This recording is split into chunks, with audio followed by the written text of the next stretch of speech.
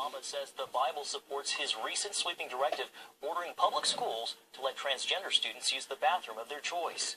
The president made the remark at a town hall meeting in Elkhart, Indiana. On the PBS NewsHour, Mr. Obama said he believes he's following Jesus' command to treat others the way he'd want to be treated. I'm reading a scripture tells me that that golden rule is pretty high up there in terms of my Christian belief. The president said he wants to make sure children are treated with kindness.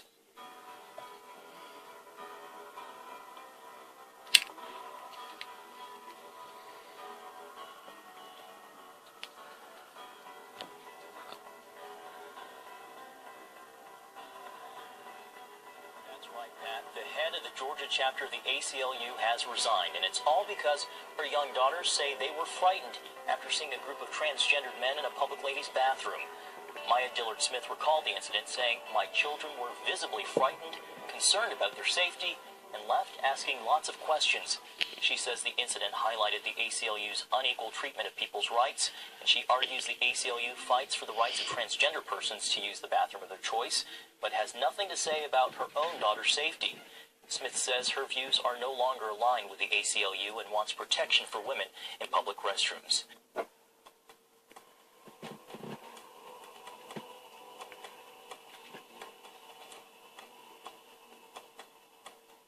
Here's a riddle. What do comedian Kathy Griffin, actress Julianne Moore, and Facebook founder Mark Zuckerberg have in common? I'm hopefully one of America's most famous atheists. They joined Bill Maher in counting themselves among those in America who say they do not believe God exists. Various surveys put the number of atheists in America around 5%, and according to the Pew study in 2012, 1 in 5 people claim they have no religious affiliation at all. Then there's a very activist atheist movement underway, getting its message out not in the mainstream media, but on social media. Take these Facebook pages, for example. Each has hundreds of thousands of likes as atheists challenge their critics on any number of news items and social issues of the day. Activist atheists have also taken to YouTube, with huge audiences following. Meet Amazing Atheist Guy. That's what he calls himself. Here he's rallying against Christian evangelicals, who after the Newtown massacre tried to put the blame on godless schools. We kicked the 10 Commandments out of schools. We've kicked God out of our public school system. And I think God would say to us, hey, I'll be glad to protect your children, but you got to invite me back into your world first. God didn't save the kids because he's not allowed in school. So all of a sudden God just respects the law of man? Isn't he an all-powerful being? Have like churches, they're typically divided. They're ignorant, and they don't know their word. They don't know the power in it. They don't teach about spiritual warfare, and they don't teach, how to prepare a war against those things, or even how to take back your community or the principalities that are in charge of your counties. Yeah, so they tell them to, like, I have a friend that went to one of these spiritual schools that in California, I can't remember the guy's name, that has the big the movement, Bill Johnson. One of their teachings there, they have them sucking the souls off of corpses on the graves. They also teach them, this is a friend of mine that he said that they tell them to in the prophetic, always go ahead, if you hear something, you go ahead and you exert it and you just say it, because you're training yourself to be prophetic and stuff. And in all honesty, that is the most ridiculous thing ever. If an angel himself came to me and I saw an angel, I would be like, first off, man, I need to know for sure that you're from Yeshua, you're the right kind of deal. Second off, you're going to have to, like, make the sun go around in circles right in front of my face, do something to prove to me that you have the power to be telling me what to do. I mean, these people have no filter. They just, anything that they hear, they throw it out there. It's ridiculous. But, yeah, I mean, you're right. People have no In scriptures, you'll see when angels appear before men and women, you get a direct face plant. They go straight on the floor. I mean, it's that terrifying. Yet, the angel's always saying, "No, we're servants together," lifts you up. At the same time, talking about the churches, there's this new thing that's going around where they're casting visions. Like they'll cast a vision out. It's not like the name it and claim it, but they're casting these visions out. And it reminded me what you were talking about there. Yeah, and that's just like you were saying about the soul sucking. Now that's a technique that you would do if you're in a dark occult, if you're into like a high Satanism. You go and you capture souls, and you would actually go to the graveyards, especially if you knew a certain amount of people were buried there recently, and you would take those, you would capture those souls. A lot of times, I think they're probably the demons that were living in those people, and you would you capture them to use them for whatever you're going to use them for.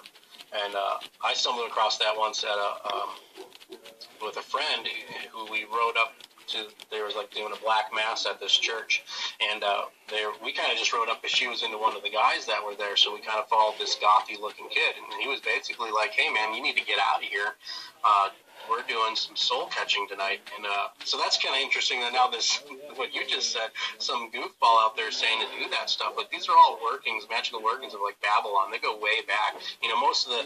Most of this, like if you get like an ancient Babylonian like spell book, if you can track one down, or one from Sumner, you're going to find out that the exorcism rites in the Catholic Church, the majority of it comes from that. So that's also the Illuminati agenda and the ushering in of the Antichrist. Today's show, I want to talk about a mass demonic possession that occurred in Peru. There's a few other stories of outbreaks of demonic possession going on, but I'm going to focus on this one. Over 100 schoolgirls were supposedly under demonic possession, possessed by the devil. Of course, authorities and people down there are saying it's mass hysteria. They don't know what to point a finger to because, of course, they don't want to ever admit that demonic possession is real. A lot of the locals are saying that the children were playing games used to contact demons, such as using the Ouija board. I did a video talking about the Ouija board, talking about magic cards, talking about Dungeons and Dragons, all of this stuff. They are gateways into demonic possession. Not only is it a gateway for you to want to, explore witchcraft and Satanism, but it also is a gateway and an opening to allow demonic possession to occur in your life, in your home. You summon demons. Okay, so locals said that they were playing the Ouija board, they were contacting demons. This occurred, they said it started around April 29th. Why do I point that out? Because I have been doing videos on it all during the month of April, talking about the Beltane and the 13 days leading up to it. The veil is at its second thinnest during this period. Which means it's easier for people to summon demonic presences from the other side during this period. That's why it is a holiday for the Satanists. Other than Halloween, this is the second biggest period for them. So this occurred during the Beltane period. The demonic possession started during this time. The children who were between the ages of 11 and 14, they had seizures, muscular convulsions, fainting, foaming at the mouth. Many claim that they saw a vision of a man wearing black in a black cloak who was chasing them around trying to strangle them. Other people have reported that this school was built on top of a cemetery, on top of a graveyard. I don't know if there's any truth to that, but that's according to this report. But they don't understand what's going on. The doctors down there are saying we don't know, what to label it. They're trying to call it mass hysteria, but this is just the beginning of the things that are to come. Okay, and this is why I was talking about the Beltane and why that period was a period where everybody should be careful and be watchful because the veil was thin and these people were summoning, demons from the other side.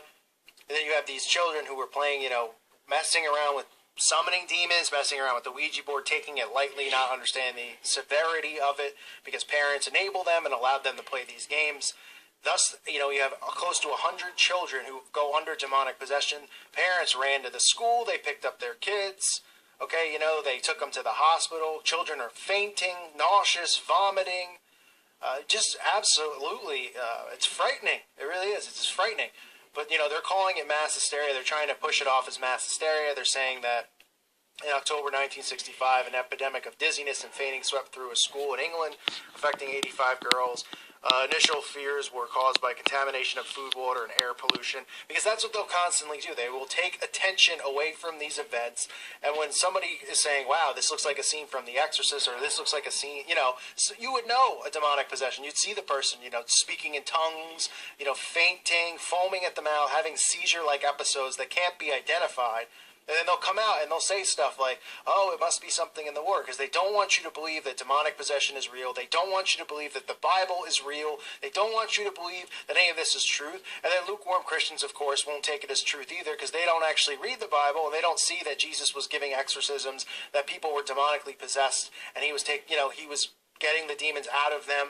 This has been going on forever. Okay, it's been hidden from society, it's been hidden from us, and then they give it some other name when they have doctors come forward and say, oh, it was this kind of a thing. It was, some mental disorder or some food poisoning that occurred, because they don't want to bring attention to it. Because if people knew what was really going on, everybody would wake up from this trance. People who were atheists would realize that they're believing in a fake lie and a fairy tale, and they would find Jesus Christ. They would get back in their scriptures. People would get hot in their faith.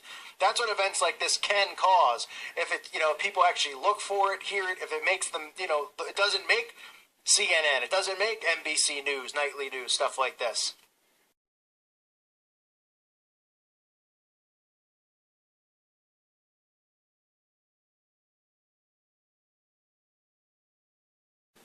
Then shall the kingdom of heaven be likened unto the 10 virgins, which took their lamps, and went forth to meet the bridegroom. And 5 of them were wise, and 5 were foolish. They that were foolish took their lamps, and took no oil with them. But the wise took oil in their vessels with their lamps. While the bridegroom tarried, they all slumbered and slept. And at midnight there was a cry made, Behold, the bridegroom cometh, go ye out to meet him. Then all those virgins arose, and trimmed their lamps. And the foolish said unto the wise, Give us your oil, for our lamps are gone out. But the wise answered, saying, Not so, lest there be not enough for us and you. But go ye rather to them that sell, and buy for yourself. And while they went to buy, the bridegroom came, and they that were ready went in with them to the marriage, and the doors were shut. Afterwards came also the other virgins, saying, Lord, Lord, open to us. And he answered and said, Verily I say unto you, I know you not. Watch therefore, for ye know neither the day nor the hour wherein the Son of Man cometh. It is time to get your Bibles out and read and get your oil in your vessels for the time to come. There's a darkness coming upon this earth that you're going to need all the light that you can get.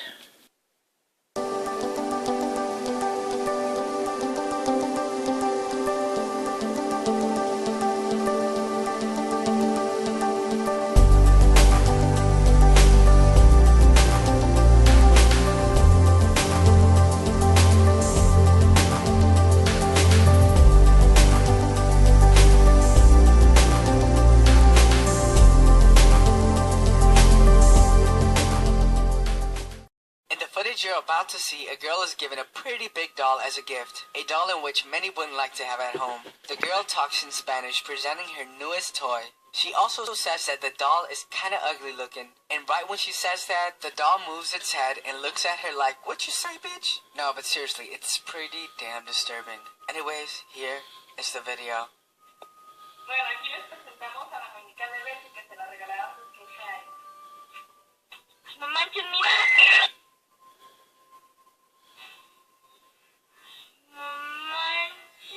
Number 4, the girl's evil doll.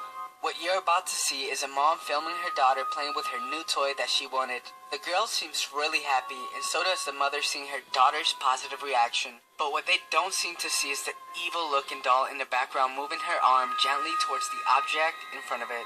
Prepare, because here is the video. You like your new toy?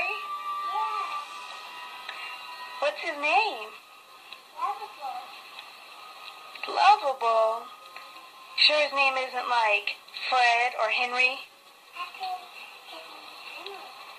Oh, it's so cute. Sure his name isn't like Fred or Henry? Oh, it's so cute. Number 3, Spunk Flunk Possessed Doll. What you're about to see is a video filmed by a YouTuber that has over 80,000 subscribers on his channel. In the video, the fellow YouTuber named Spunk Flunk asks his subscribers to help to get his Google Plus account verified, when all of a sudden the doll in the background moves its hand unexpectedly, leaving many people in the community stunned and kinda creeped out. But enough with the talk. Here is the footage.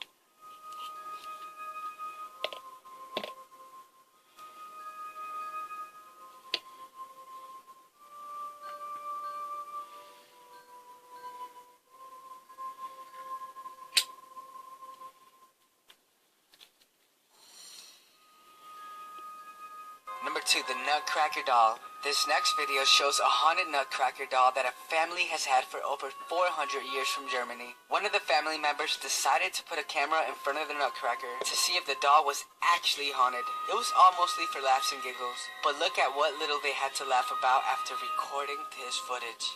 Ready? Here it is.